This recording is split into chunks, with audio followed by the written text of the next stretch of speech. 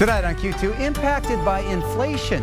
You know, it may seem like just a very few dollars, but it adds up quickly. The Yellowstone County Detention Facility will soon start to receive more money per inmate. We'll break it down, plus rescue efforts inside the disaster zone. You really can't imagine what it's like. One Billings man traveling to Los Angeles aiming to save animals displaced by the California wildfires. And the end of an era. I will always be proud that we have created this, like I said, gem of the state of Montana. It's amazing. Zoo Montana's well-known executive director stepping down after 14 years at the helm. The MTN 530 News starts right now. From Montana's news leader, this is the MTN 530 News. A good evening and thanks for joining us tonight. I'm Russ Riesinger. Inflation, it is a word you've heard a lot about recently, and it's now the major motivation behind a request from Yellowstone County commissioners, as for the first time in a decade, they're asking for a boost in reimbursement rates to house state and federal inmates in the Yellowstone County Jail. Our Matt Carmack has the details on the resolution passed by the county and what it means for our taxpayers.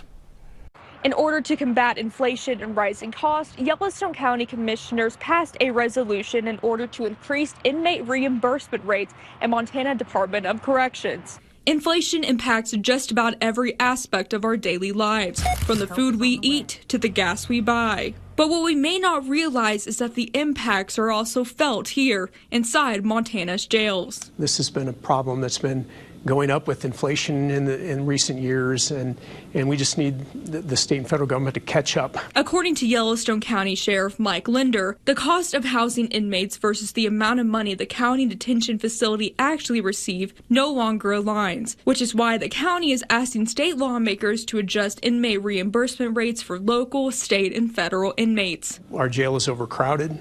And the costs to house them have gone up substantially. We're reimbursed by the state right about $82 a day, and we are reimbursed by the federal government about $85 a day. County commissioners have passed a resolution asking for that change, from $82 a day per state inmate to $117 per inmate, and $85 per federal inmate to $117. The jail in Yellowstone County houses about 600 inmates a day, including inmates going to state prison or federal prison, or those awaiting trial. Right now, Yellowstone County taxpayers are making up that discrepancy. We count on that revenue for operating the jail. Everything that we get back goes right back into that facility. Those reimbursement rates cover costs like employee wages, health care, food, and clothes for the inmates. I don't want Yellowstone County taxpayers subsidizing the state and the federal government for what it actually costs us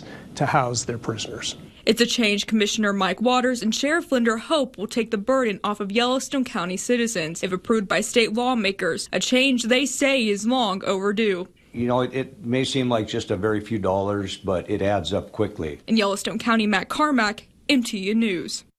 A tragic mid-air collision between an Army helicopter and an American Airlines commuter jet has left no survivors. In all, 67 people died in that fiery crash, one of the deadliest U.S. aviation accidents in recent history. CCTV captured the moment it all happened as the regional jet was preparing to land at Reagan National Airport before crashing into the Black Hawk helicopter, causing both to plummet into the river. That flight, which originated in Wichita, Kansas, held several U.S. figure skating team members from clubs in Massachusetts and Virginia.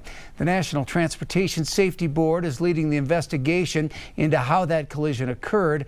One pilot and certified flight instructor provided Q2 with some insight on how a crash like this happens. Originally, this airplane was planning on landing on runway 1, which is the long north-south runway here at National Airport. And about 4 miles south of the runway, the tower controller informed this pilot to change runways to runway 33, which would be landing to the northwest. On this particular chart, specific to helicopter pilots, a pair of routes that the American Airlines jet is going to have to cross. Flights have now resumed at Reagan Washington National Airport after they were paused for nearly 14 hours, though several hundred were canceled and others delayed. We'll have much more on this at 10, hearing from a former air traffic control operator who now lives in Laurel. A Billings man who has spent a lifetime jumping into disasters is stepping up in a big way to help Los Angeles fire victims. Dave Pauly is now leading one of his most unique missions, traveling to California to rescue animals impacted by the wildfires. Tonight, our Charlie Kleps takes us inside the rescue efforts, learning what makes Pauly so passionate to give back. As flames of fury devoured Southern California, many of us were captivated, both by the sights and sounds. But it really took entire neighborhoods. However, nothing compares to seeing the devastation firsthand. You know, you really can't imagine what it's like to not just lose your house and your yard, but all your neighbors' houses and yards too. Billings resident Dave Pauly was one of the rare few who went running towards the flames. He spent 10 days in Southern California with one goal in mind. Anything we can do to improve the situation for people and pets. After 35 years with the Humane Society, Pauly's newest gig is with an organization called Greater Good Charities, which searches for ways to help in disaster situations like this one. Every disaster is different. This one was kind of totally devastating because it was so large, multiple fires. For a man who's seen his fair share of disasters, he said it was shocking how devastating these flames were. And that's why Pauly was busy from the get-go, spending 10 days helping residents pick up the pieces, rehoming pets as well. Our goal, we went to all the shelters and removed dogs that were not fire-related. Those animals were shipped all across the country, like these ones which landed in Missoula, and still, Pauly knows the work isn't finished. Most wildlife either gets out of the way or goes underground or seeks temporary shelter. The wildlife thing's just coming into play now.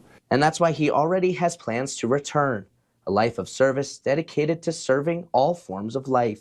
I think it builds on itself. You start to see the rewards of helping people and animals when they're in their worst situation. In Billings, Charlie Kleps, MTN News. It's the end of an era at Zoo Montana. After 14 years in charge, Executive Director Jeff Ewelt is stepping down to accept a new position at a zoo in Nebraska. Through his passion for wildlife, the zoo says Ewelt helped grow Zoo Montana into a cornerstone of the Billings community.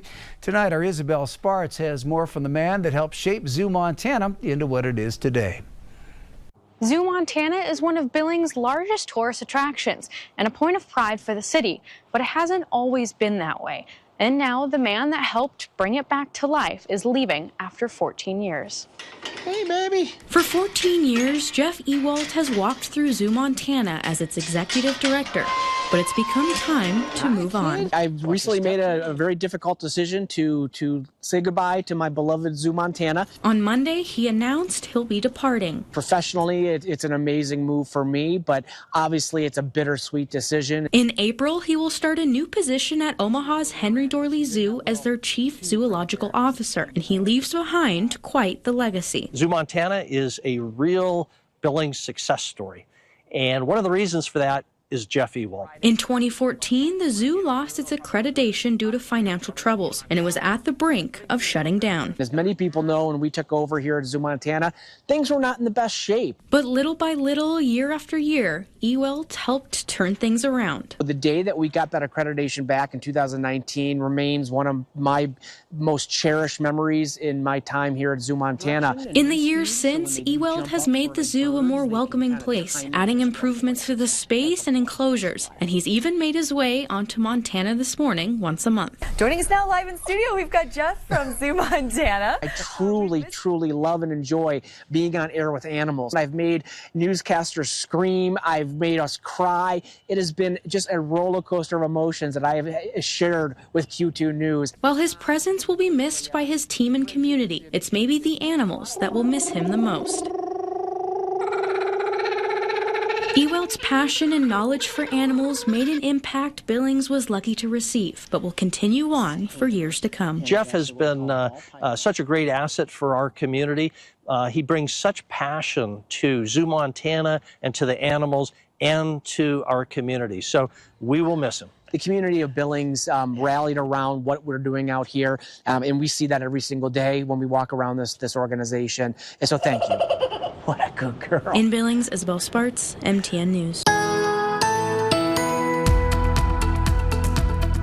A good Thursday evening, everyone. Not 7 minutes ago, Doreen from Columbus sent in this beautiful sunset. I wanted to get this on the air for you. Hopefully you're able to see that amazing sunset a few minutes ago. It looked beautiful around the Billings area too. Thank you so much, Doreen, for sending that great photo in. You can see a little bit of light still there in the sky, lots of clouds, and it's all lots of mild weather for us, at least for now. It's going to be changing. Today in Billings had a low of only 29, 10 degrees above average, had a high of 53 degrees, not a record breaker, but it was 16 degrees warmer than average. We have drastic changes coming, though. I'll have your 7-day forecast with all the details in a few minutes. The Montana House has narrowly rejected a bill that would have changed the laws on lethal injection and could have allowed the state to again carry out executions. MTN's Jonathan Anbarian was there for the debate and has the latest this evening.